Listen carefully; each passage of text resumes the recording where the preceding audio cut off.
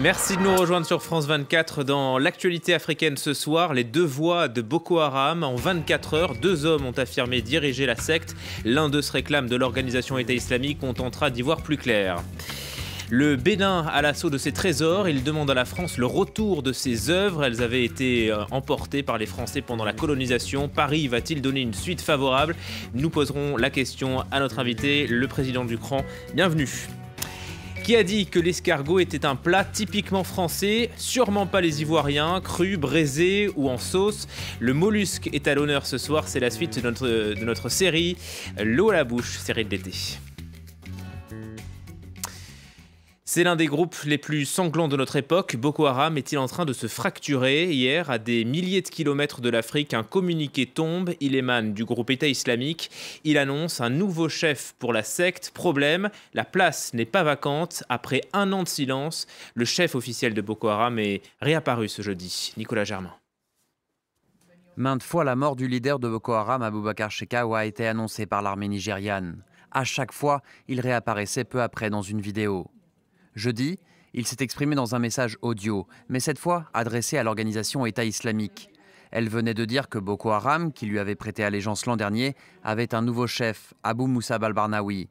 Jeudi, Shekau a déclaré qu'al-Barnawi était un infidèle.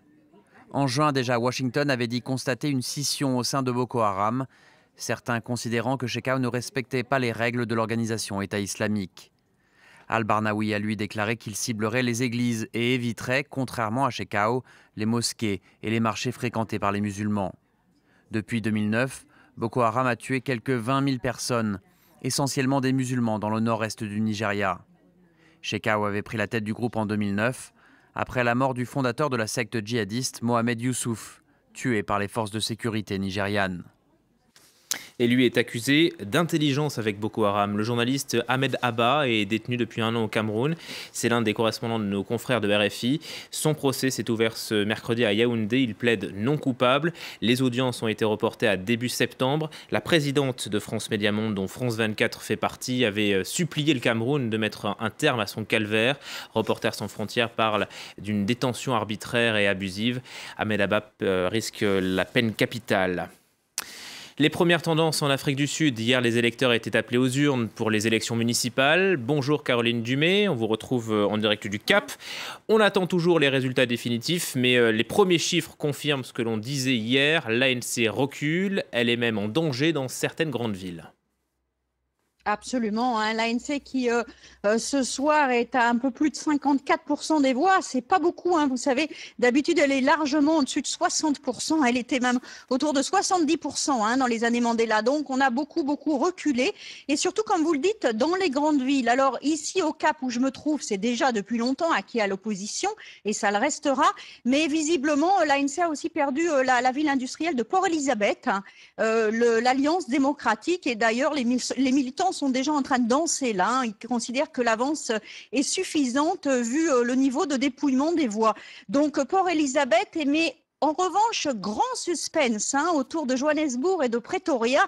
Johannesburg, il y a 1000 voix d'écart en ce moment entre les deux partis et à Pretoria, 10 000 voix d'écart. Donc ça se joue dans un mouchoir de poche entre Johannesburg et Pretoria, entre les deux principaux partis.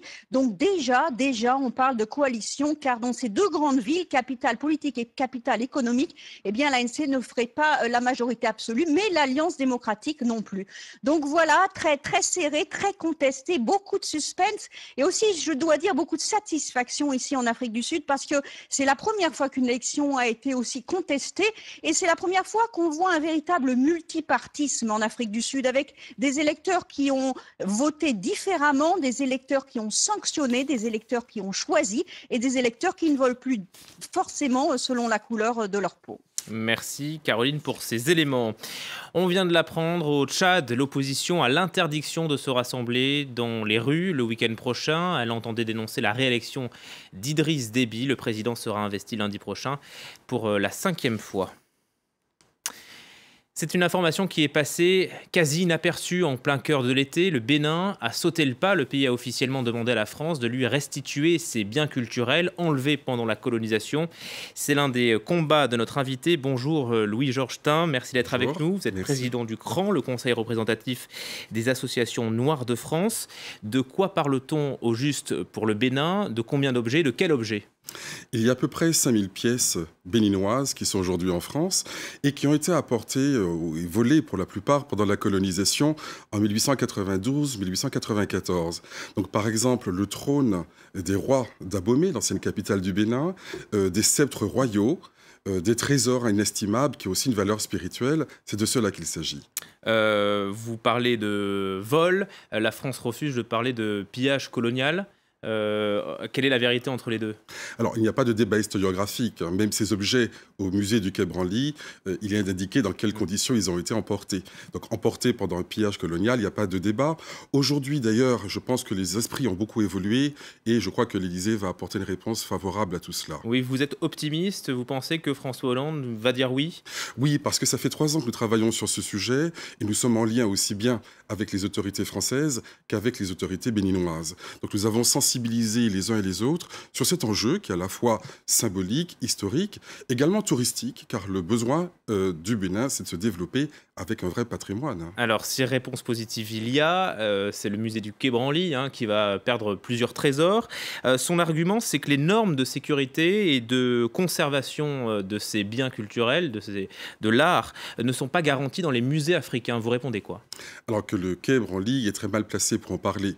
C'est un petit peu comme si le voleur qui aurait dérobé les bijoux disait à la victime « Votre coffre-fort n'est pas assez sécurisé, je ne peux pas vous rendre vos diamants ».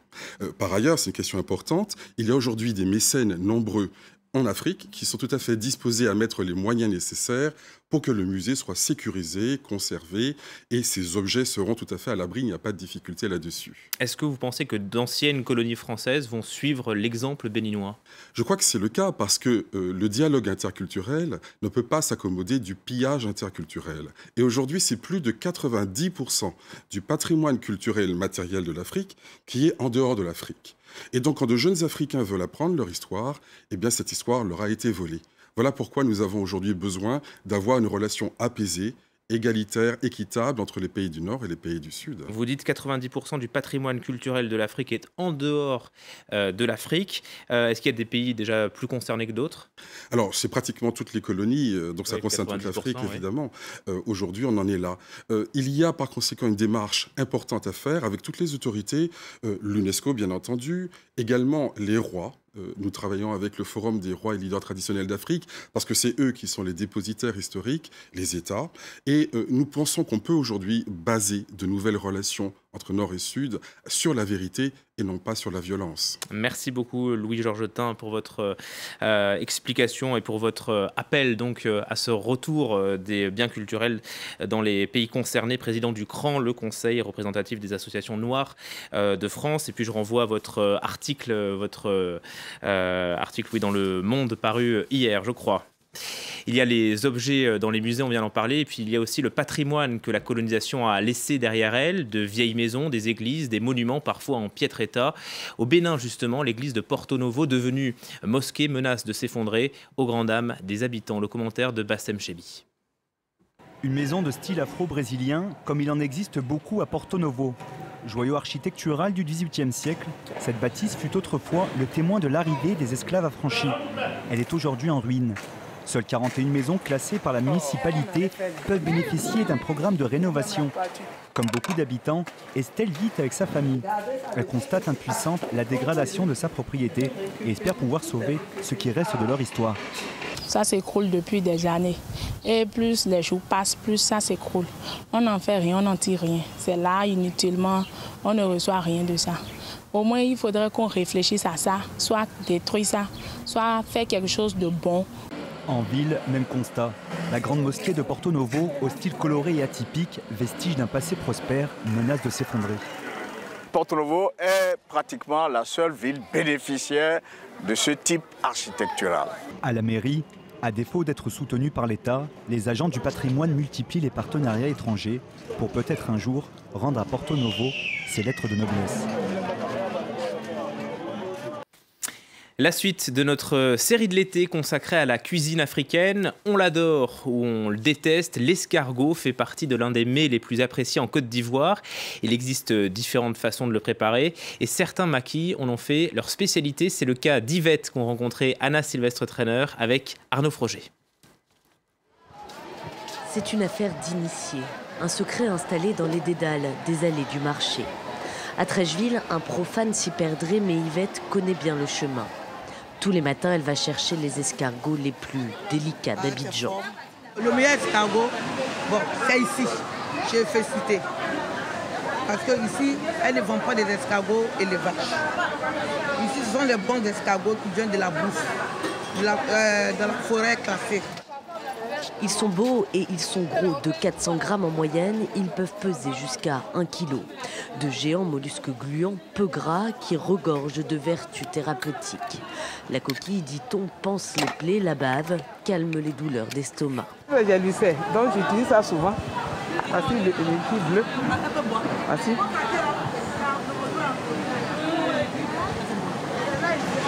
C'est bon? C'est bon. Yvette en achète au moins 5 kilos par jour, 15 le week-end pour ses clients tant l'escargot est demandé. Mais pour en profiter, mieux vaut savoir le préparer. Les escargots sont très sales, donc il faut bien laver. Quand la nuit tombe, les rues s'animent et les escargots s'apprêtent à être sublimés. Oignons, tomates, piments et poissons, la marmite, c'est la spécialité d'Yvette. Depuis 30 ans, on vient de loin pour la goûter. Ici, il y a les grandes personnalités qui viennent manger. Les artistes, les artistes, les comédiens, tout le monde vient manger ici. Après une demi-heure à chauffer, le mollusque est enfin prêt. Il a un parfum particulier et c'est juste mon goût, quoi. Je l'adore. Si je dois choisir de tout ce qu'il y a ici, c'est l'escargot que je prendrai en premier. Cru, braisé, en sauce ou mijoté sous toutes ses formes, le géant escargot est bon à être dégusté. Et la suite de notre série, jeudi prochain, nous serons au Togo. À suivre, le journal de 22h avec Natacha Vesnitch.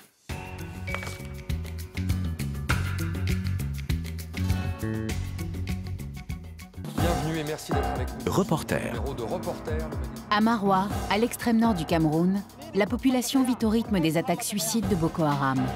La recrudescence des attentats a conduit à la création d'une unité d'élite au sein de l'armée camerounaise chargée de traquer les kamikazes. Elle est aidée par les villageois, principales victimes de Boko Haram, désormais en première ligne pour repérer les terroristes. France 24 a partagé leur quotidien dans cette guerre à l'issue incertaine. Reporter, à voir sur France 24 et sur France24.com.